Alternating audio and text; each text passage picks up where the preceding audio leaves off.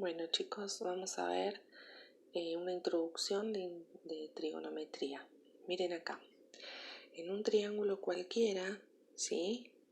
Cualquier triángulo que tengamos, tenemos lados y ángulos.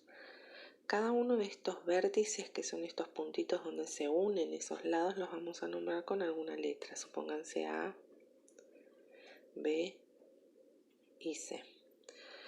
¿Sí? La distancia desde A hasta B, eso es un lado, es un segmento, o sea que lo podemos llamar AB. Otro lado sería BC y otro lado AC. Entonces, esos los anotamos como lados, que son el lado AB y le ponemos una rayita que es un segmento. Otro era BC y el otro era AC. O sea, puedo decirlos al revés, puedo decir BA, CB, CA, ¿sí? Y los ángulos son la amplitud que tienen desde acá hasta acá, es esta amplitud, ¿sí?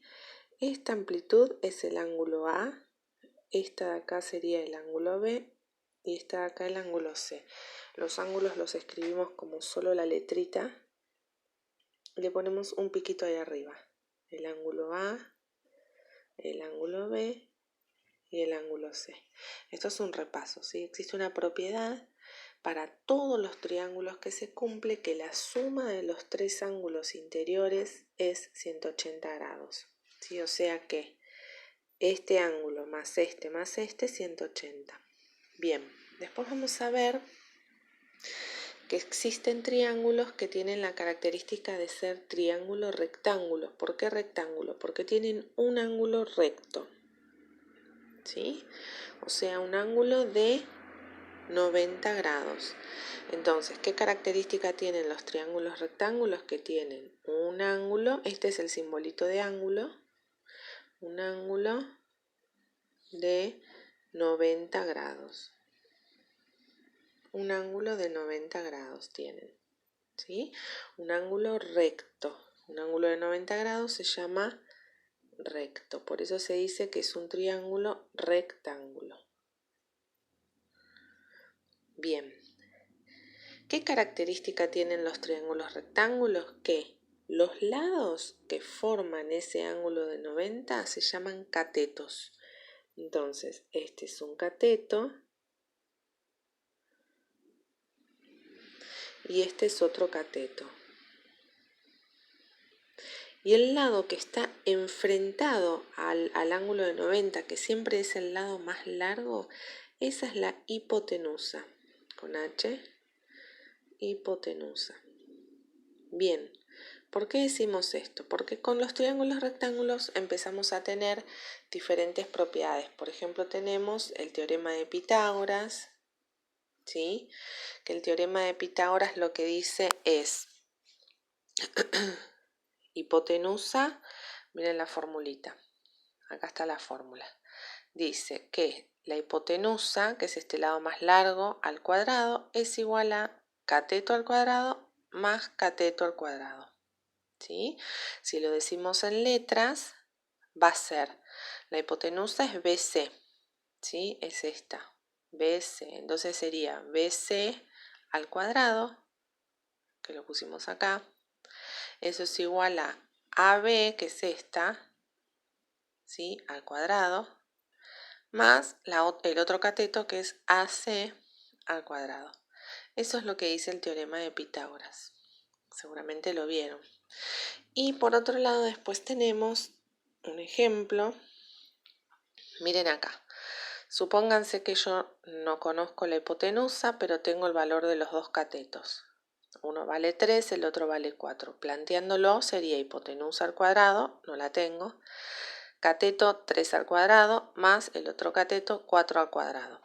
¿Sí? Cada cateto al cuadrado. Resuelvo, 3 al cuadrado es 9, 4 al cuadrado es 16, lo sumo, me da 25. Y este cuadradito que está acá pasa como raíz. Entonces me da 5. 5 sería el valor de nuestra hipotenusa que en este caso no conocíamos. Para eso sirve, por ejemplo, el teorema de Pitágoras. Y por último vamos a ver las razones trigonométricas. ¿Sí? Que las razones trigonométricas también se aplican para cualquier triángulo o rectángulo. Fíjense acá que tengo el triángulo, acá está el ángulo de 90, o sea que estos dos son los catetos, y el lado enfrentado, que es el lado más largo, en este caso esa es la hipotenusa. Las razones trigonométricas son divisiones, ¿sí? Que dicen lo siguiente, se llaman seno, coseno y tangente, y es una relación que existe entre esos catetos. Fíjense acá, si yo me posiciono en el ángulo B, que es este, el cateto que está pegadito al ángulo B va a ser cateto adyacente. Y el cateto que está enfrentado al ángulo B va a ser el cateto opuesto. ¿Sí? Bueno, la hipotenusa siempre es la misma. Acá lo que yo tengo que tener presente es esto de acá.